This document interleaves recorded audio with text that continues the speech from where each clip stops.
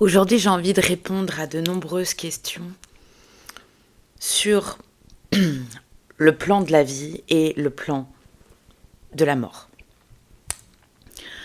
Évidemment, on me pose très régulièrement ces questions et c'est parfaitement normal et c'est une incompréhension logique.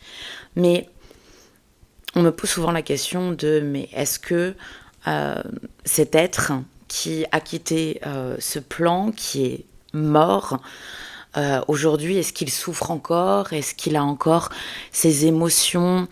Est-ce qu'il regrette? Est-ce qu'il... Voilà, toutes ces choses qu'on assimile aux émotions humaines. Donc j'ai envie de réexpliquer un petit peu ce que l'on peut considérer comme le plan de la vie et le plan de la mort. Et je vais reprendre une image simple, très simple. Le plan de la vie, c'est une dimension dans laquelle se trouvent ce qu'on appelle des êtres humains, des animaux, enfin différents éléments. À nouveau, remets-toi dans la position de quelqu'un qui joue à un jeu vidéo avec des personnages. Il est connecté à une console qui lui permet de ressentir, d'échanger des informations entre ce personnage, ce monde qui existe dans l'écran, et lui qui est en dehors de l'écran. Ce qu'on appelle la mort n'est en réalité que l'écran qui s'éteint. Le personnage qui est dans ce jeu vidéo, qui n'existe pas en dehors de ce plan. On éteint la télé. C'est tout. C'est tout. Mais en réalité, ce personnage, en dehors de ce jeu, n'existe pas sur les autres plans. Il n'existe que dans cette dimension de jeu vidéo. C'est la même chose avec une personne dans le monde humain. Ça n'existe pas, la personne en tant que telle, qui a des émotions, qui a une vie, une date de naissance, des qualités, des défauts, divers, un parcours, voilà, un parcours de vie. Ce personnage-là n'existe pas en dehors. Donc au moment de la mort, ce qui se joue en fait, c'est un transfert de mémoire. Le joueur, qui est donc l'esprit, qui n'a rien à voir avec ce personnage, qui en est le joueur réellement, celui qui l'utilise le temps d'une vie, va éteindre son écran, donc couper la connexion avec ce monde, ce jeu, ce personnage. Mais pour autant, lui, sur le plan de l'esprit, lui va se souvenir de la partie qu'il a jouée avec ce personnage. C'est donc une mémoire qui continue, qui existe. Donc, lorsqu'on parle d'un passage d'un monde à un autre, en réalité, il n'y en a pas. Il n'y a pas de passage. La personne humaine ne passe jamais en dehors de cette dimension, en dehors du plan humain. La personne se dissout au moment de la mort. Et c'est la mémoire de l'expérience de jeu qui remonte. Tout simplement, qui remonte au joueur. Qui est ce qu'on appelle, dans la spiritualité ou le dev perso, la conscience impersonnelle, l'esprit, le divin. Et lorsqu'on parle de divin, justement, en réalité, il faut imaginer que le divin est l'ensemble des esprits qui jouent sur différents jeux vidéo, sur différentes dimensions. C'est l'explication qu'on peut transmettre lorsque on dit j'ai la mémoire de vie antérieure. En réalité, oui, ce sont des mémoires, puisque en tant que conscience impersonnelle, vous avez joué avec différents personnages dans différents jeux. Et c'est bien de la mémoire. Donc l'idée est de comprendre ici que lorsque je communique en tant que médium, ou lorsque quelqu'un communique avec un défunt, en réalité, il communique avec une mémoire qui n'est pas totalement dissoute, qui subsiste, qui n'a pas été complètement effacée. C'est une mémoire dont une partie de jeu est encore récente, donc elle est encore à l'esprit, et on accède à ça en tant que médium. Il n'y a plus de personne à ce niveau-là. Il y a de la mémoire, il y a parfois même encore l'impression de jouer encore. De la même manière, je reprends souvent cette image-là, mais imaginez que vous jouez à un jeu vidéo pendant des années. Et puis, la télé s'éteint, parce que c'est la fin de la partie. Parfois c'est violent, parfois tu l'as prévu, parfois ça peut se faire de plein de manières différentes. Donc tu retrouves ta conscience, tu n'es plus connecté à ce jeu, tu n'es plus avec cette sensation d'être dans le jeu, tu récupères des esprits, c'est bien pour ça qu'on parle de ça, tu récupères ta conscience, tu reprends conscience de là où tu es, de ce que tu es réellement, parce que t'étais tellement collé à ton écran que t'en avais oublié qui tu es. Alors à ce moment-là, en fait, surtout si ça fait des années que tu joues, même si dans les faits, il n'y a pas de temps, on est bien d'accord, mais on parle de ce moment-là, de réveil, finalement. Mais pas de ton humain, mais bien de toi en tant que conscience. Eh bien, tu vas avoir encore cette sensation d'être un peu entre deux. D'avoir encore cette connexion à ce jeu qui était tellement, tellement réaliste. T'étais tellement à fond. Parce qu'on joue là, dans un jeu qui est bien plus développé que ce qu'on peut jouer sur les écrans. C'est en 3D, c'est hyper réaliste, on y est à fond, comme si on avait une combinaison qui nous permet, c'est d'ailleurs le cas, sur un plan très très subtil, mais c'est le cas, énergétiquement parlant, c'est comme si on avait une combinaison sensitive qui nous permet d'être comme dans la peau du personnage, de cet humain. D'ailleurs, on nous dit, tu es dans un corps, ce qui est faux. On nous fait croire qu'on est dans un corps. On nous dit ton âme est dans le corps, parce que justement, c'est tout l'intérêt de se fondre dans son jeu, d'oublier ce que l'on est réellement. Donc bref, pour revenir à ce passage, lorsque tu récupères tes esprits, tu as ce moment de confusion. Un peu le même moment lorsque tu as fait un rêve très très intense, que tu te réveilles, il y a ce doute, tu vois, cette confusion entre les deux. Parce que la mémoire est encore très très présente de ce jeu.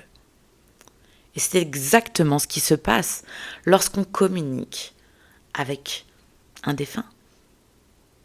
Il est encore dans cette confusion. Il n'a pas encore repris totalement ses esprits. Ça, c'est le monde des morts. Qui n'est donc pas, par défaut, le monde des morts, bien au contraire, au final. Mais c'est ce à quoi on va communiquer. C'est ce à quoi on va se connecter. Pourquoi ? Parce que dans ce passage, tu peux aussi retrouver bon nombre d'informations puisqu'on est comme ça, dans cet entre-deux. Bon nombre d'informations, puisqu'on n'est plus associé au jeu qu'on était en train de faire quand on arrive dans cet état. C'est le même état lorsqu'on est dans le monde des rêves, profondément. C'est le même. C'est exactement la même chose. Et d'ailleurs, c'est assez rigolo de voir combien de personnes ont pu témoigner lors de MI, lors de diverses expériences comme ça, ce sentiment d'aller vers la lumière, d'aller dans un espèce de tunnel, d'être comme aspiré.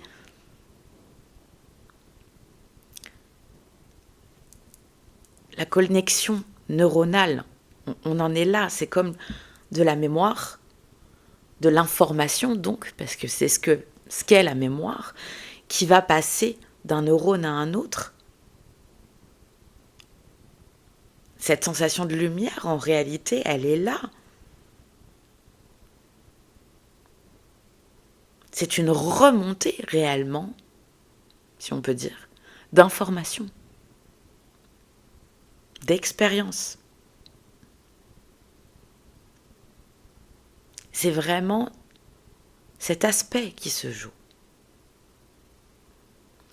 Donc, pourquoi je te parle de ça? C'est parce que ça permet aussi de comprendre que puisqu'il n'y a plus de personne, mais bien la mémoire de l'expérience d'une personne, il n'y a plus non plus autant, à ce moment-là, à ce passage-là, et puis après plus du tout, mais sur ce passage-là, au niveau de la mort vraiment, donc l'astral,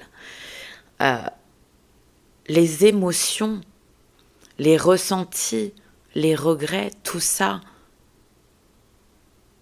n'existe plus.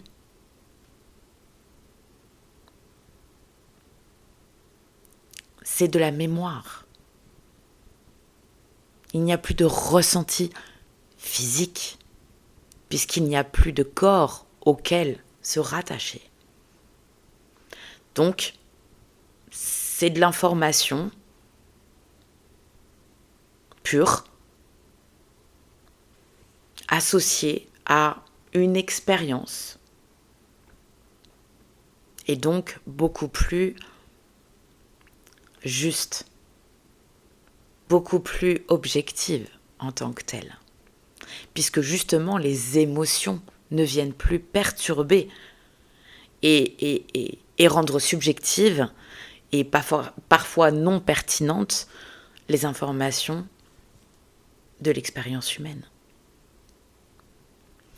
C'est tout l'intérêt justement de pouvoir accéder à ces sphères-là, à ces dimensions-là, car à ces dimensions-là, l'information est plus juste. Et plus la mémoire va être dissoute, plus l'esprit reprend totalement conscience de ce qu'il est, de manière individuelle en premier lieu, plus l'information va être pertinente et claire. Voilà pourquoi il n'est pas possible de parler aujourd'hui d'êtres qui souffrent dans l'entre-deux, de gens qui ont de la difficulté à passer. Non, ça se fait ou ça se fait pas, pour plein de raisons différentes. Ça peut rester dans l'astral, puisque c'est une zone de l'astral, ça peut rester dans l'astral pendant... Il n'y a pas de temps, de toute façon, dans l'astral. Ça n'existe que pour notre niveau humain. Ça peut. Et parfois, ça ne reste pas. Ça se redissout complètement. Et plus il va y avoir d'attache, et ça c'est le deuxième point de cette vidéo, plus il va y avoir d'attache à l'expérience humaine, de difficulté, de résistance à reprendre conscience, plus justement le défunt, le mort, cette forme de mémoire finalement, va avoir de la difficulté à se dissoudre complètement. Et donc l'intérêt est de comprendre ceci. Cette expérience humaine n'est possible que parce que on utilise le corps physique. Le corps physique est comme cette combinaison qui nous permet de ressentir cette expérience comme si elle était vraie, comme si on était dedans, profondément. Mais ce corps physique, qui peut s'apparenter du coup à une console et un écran de télé ou carrément un casque de réalité virtuelle, ça peut paraître encore plus profond comme ça, c'est une location qu'on utilise, nous, en tant qu'esprit, pour pouvoir vivre cette expérience. C'est une location. Notre corps, notre humain, et tout ce système sensitif, donc les émotions, mental, donc tout l'aspect stratégique, et physique, qui est vraiment également toute la sensibilité, la relation avec ce monde, le mouvement, l'action, enfin tout ce qui nous permet d'avoir cette sensation d'être en vie. Tout ceci appartient à cette matrice, n'appartient qu'à cette matrice et ne peut pas sortir de cette matrice. C'est pas fait pour. C'est pas fait pour. Ça ne sert pas à autre chose que de naviguer, du coup, dans ce monde-là. Donc ça nous est, entre guillemets, ça nous est prêté. C'est une location. Ça ne nous appartient pas. En revanche, le temps de cette expérience, plus on va être alerte sur l'état de cet humain qui nous permet d'expérimenter cette dimension, plus on va être attentionné à cet humain qui n'est donc pas nous, mais juste le support de vie en fait, ce qui est l'interface en quelque sorte. C'est cet humain qui est l'interface. C'est cet humain qui projette également la vie et l'expérience de vie. Et on le sait bien, puisqu'à partir du moment où cet humain est en mauvais état, l'expérience change radicalement. À partir du moment, on reprend des détails simples, mais à partir du moment où, imaginez, vous avez, c'est encore ma synchronicité du moment, mon fils a un casque de réalité virtuelle et puis il a des télécommandes qui lui permettent de faire les mouvements et d'avoir vraiment cette expérience hyper réaliste. Il a une manette, justement, qui ne fonctionne plus, c'est-à-dire qu'elle ne répond plus. Elle ne répond plus correctement aux commandes de la main de mon fils. Ok ? C'est-à-dire qu'il peut faire n'importe quel geste, elle répond plus, elle est plus connectée. Elle est plus connectée. Parce qu'il y a un problème. Il y a un problème technique pour cette manette, en l'occurrence. C'est la même chose avec votre corps physique. Lorsque le corps physique ne répond plus à vos intentions, vous avez une difficulté monstre à expérimenter la vie avec plaisir. Ce qui est normal, puisque cette interface n'est plus en connexion.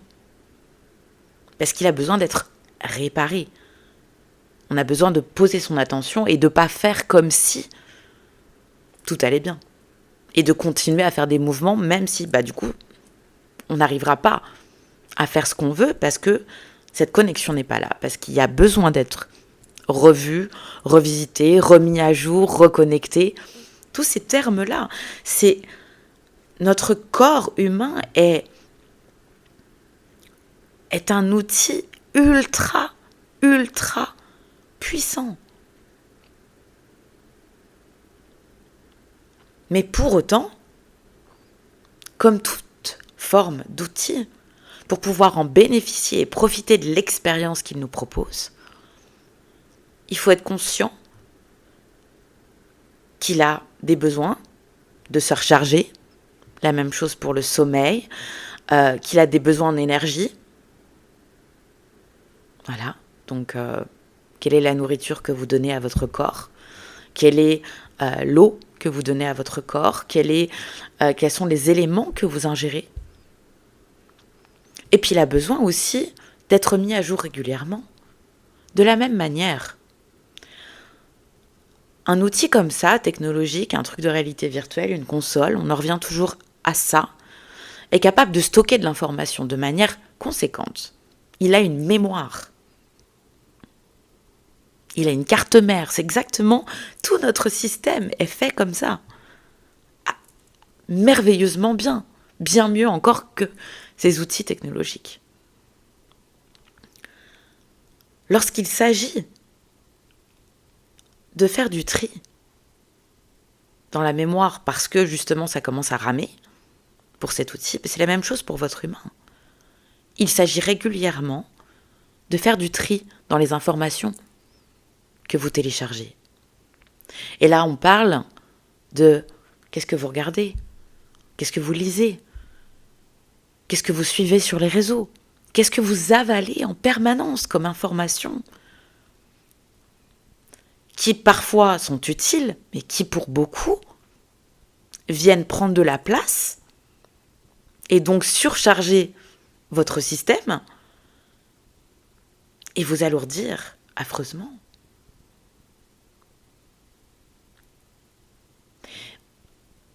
Ce sont des lois basiques. Et on dit tout le temps, la nature nous le montre. Oui, c'est vrai. La technologie également. Parce que de toute façon, la technologie est le fruit de la nature. Donc, notre corps physique, notre humain, et donc je parle du physique, mais de tout le reste aussi,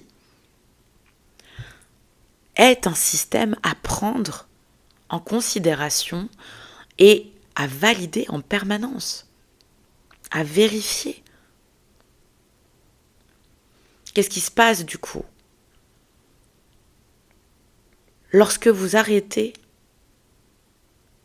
de vous-même, finalement, venir observer et vérifier que tout est OK pour vous, pour ce corps, pour cet être humain qui vous permet de vivre cette expérience de la vie sur Terre. Si vous donnez ce pouvoir-là à quelqu'un d'autre, à un autre esprit, qui lui aussi a son humain, qu'est-ce qui va se passer ? Le contrôle. Le contrôle total. Et la manipulation. Et c'est ce qui se joue aujourd'hui.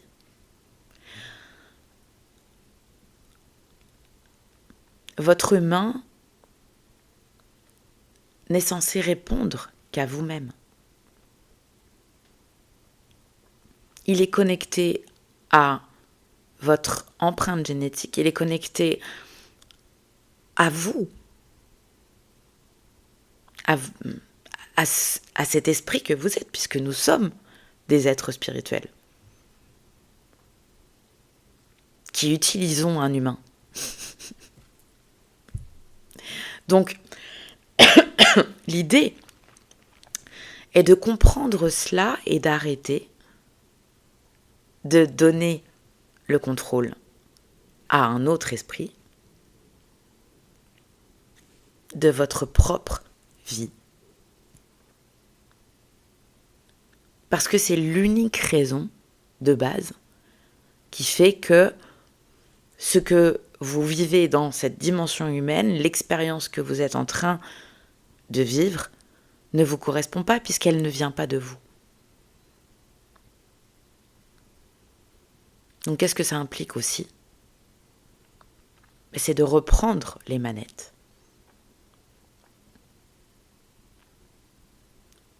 Et c'est essentiel aujourd'hui.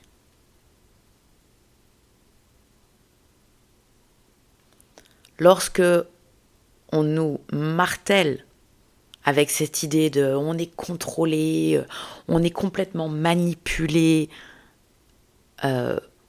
c'est aussi tout le temps envoyer le message de c'est normal d'être contrôlé et manipulé. Et on n'y peut rien. Alors que c'est totalement faux.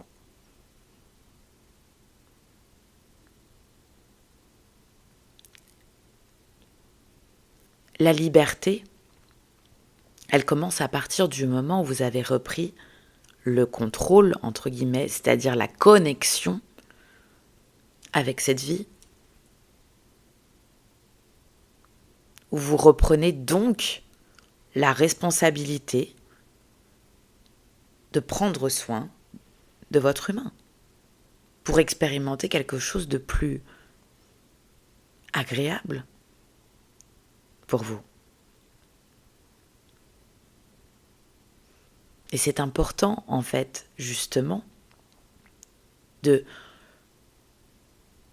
prendre conscience de cela. Réellement. Donc voilà, c'était l'image que j'avais envie de vous transmettre par rapport à ce qu'est la vie et ce qu'est la mort. Bien sûr, tout ça, c'est une image, pas si loin de la réalité d'ailleurs, mais à nouveau, ça reste une image. Mais tout ça pour vous permettre de comprendre que vous n'êtes pas en vie, vous n'êtes pas humain, vous avez un humain qui vous permet de ressentir la vie.